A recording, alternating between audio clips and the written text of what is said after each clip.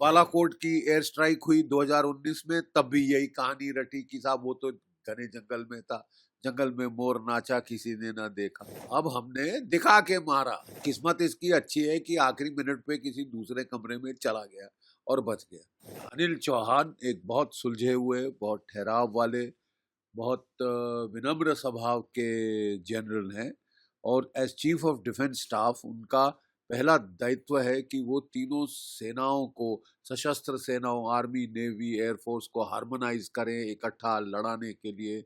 ये primary task है उनका, integration of the three services and harmonisation of उनके जो प्लान्स, ऑपरेशंस वगैरह वगैरह, इंटरऑपरेबिलिटी को बढ़ाना, ये बढ़ाना। उसके लिए इनसे ज़्यादा अच्छा उपयुक्त व्यक्ति इस वक्त नहीं हो सकता। बहुत इनकी पर्सनालिटी ऐसी है कि हारमोनियस है, और वो इकट्ठा करती है लोगों को।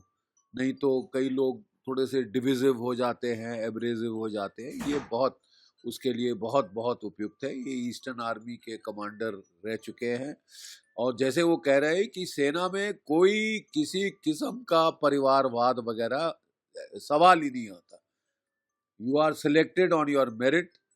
बड़े टफ आपको एग्जाम पास करने होते हैं, return, service selection board, physical, और उसके बाद पूरी सर्विस के दौरान आपके कितने सारे कोर्सेज होते हैं।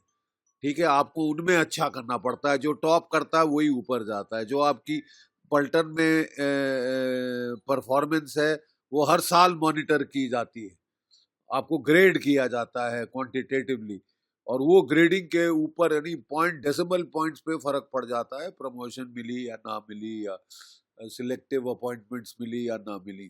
तो आर्मी का बहुत फेयर सिस्टम है, बहुत ही आला सिस्टम है। कोई रिजर्वेशन नहीं है कास्ट कूस्ट की, ये वो, ये सब दंड फंद से दूर। केवल एक है, आपकी कैपेबिलिटी, आपकी एबिलिटी, आपकी दक्षता। कितने अच्छे हैं आप फायरिंग में, कितने अच्छे हैं कोर्सेज में, पढ़ाई में कितने अच्छे हैं, फिजिकल फिटनेस में, उसके ऊपर आपको प्रमोशन मिलती है। और पार्ट है जी, मरकजी सुभान अल्लाह के बारे में भी जिक्र आया है। जी जी, उन्होंने जो बताया है कि मरकज़े सुभान अल्लाह, मरकज़े तैयबा, सियालकोट में जो हिजबुल मुजाहिदीन का हेडक्वार्टर था, ये सारे हमने हिट किए। पिछली बार पाकिस्तान ने कहा था कि भाई क्योंकि हमने जो रिमोट जंगल में टारगेट्स थी उनको हिट किया, जहां ये नॉर्मली जाके छुप के अपनी ट्रेनिंग करते हैं, अपने लॉन्च पैड्स बनाते हैं, उनको हिट किया था 2016 में ऑपरेशन सर्जिकल स्ट्राइक में। जबकि हमारे स्पेशल फोर्सेस 3 से 4 किलोमीटर अंदर घुस के इनको ठोक के आ गए थे, 40 मार के आ गए थे।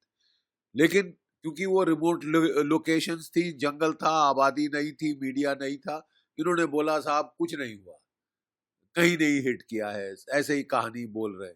ठीक है, और जब बालाकोट की एयर स्ट्राइक हुई 2019 में, तब भी यही कहानी रटी कि साहब वो तो घने जंगल में था, जंगल में मोर नाचा किसी ने ना देखा। ठीक है, तो अब हमने दिखा के मारा। अब हमने दिखा के मारा। यह है भावलपुर के शहर के बीच, लाहौर के शहर के बीच, मुरीद के में ठोक दिए ये।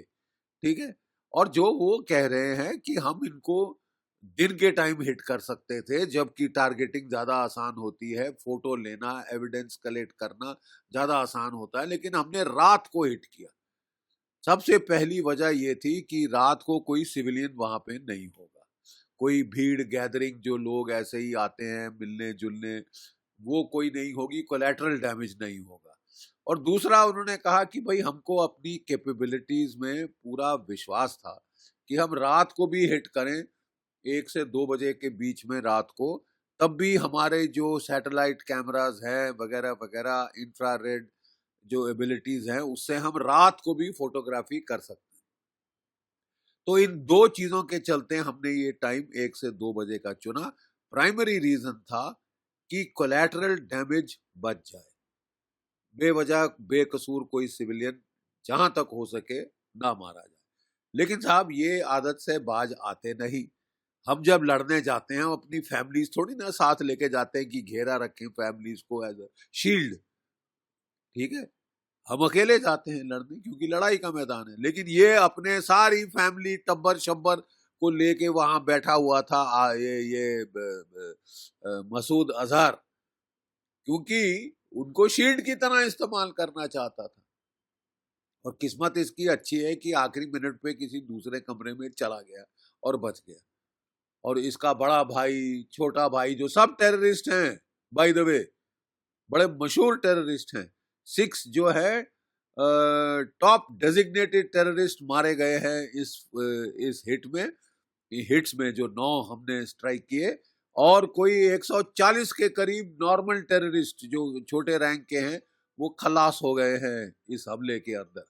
ठीक है, 6 top of the line terrorist, Mudassar वगैरह, जिसके फ्यूनरल पे lieutenant generals, major generals, IG police, DG police वगैरह आए हुए थे, स्टेट फ्यूनरल्स दे रहे थे साहब।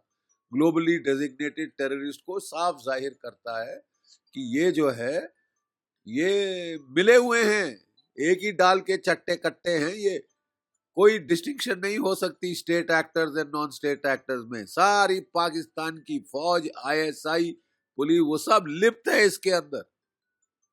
और अगली बार हमको ये याद रखना चाहिए और कोई डिस्टिंक्शन नहीं करनी चाहिए हमने केवल नॉन स्टेट एक्टर्स मारे। इनकी पूरी स्टेट इन्वॉल्व है।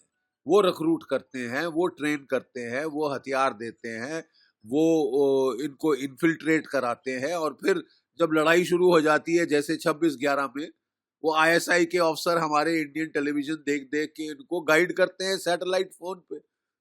इससे ज्यादा इन्वॉल्वमेंट क्या हो सकती है? और जब मारे जाते हैं तो उनको स्टेट फ्यूनरल दिए जाते हैं, मिलिट्री गार्ड ऑफ ऑनर दिया जाता है।